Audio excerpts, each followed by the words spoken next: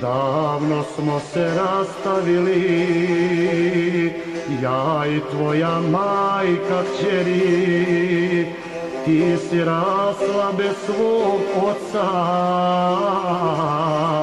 jer tako su drugi htjeli. Ti si rasla bez svog oca, jer tako su drugi htjeli.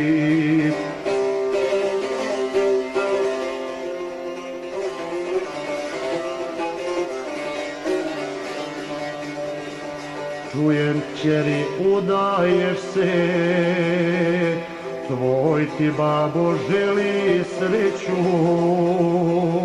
što na svadbi tvojoj nisam, prežaliti nikad neću. Što na svadbi tvojoj nisam, prežaliti nikad neću.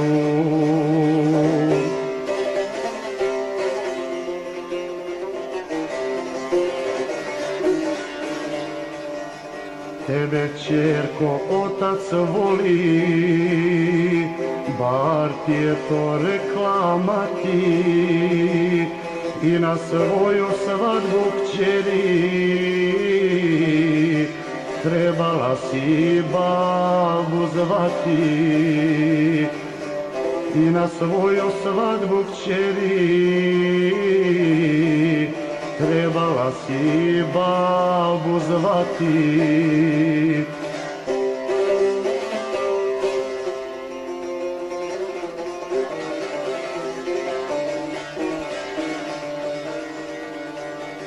Sutra majka udaje te i veliku ti svadbu sprema. Pozvani su stari znanci, među njima mene nema.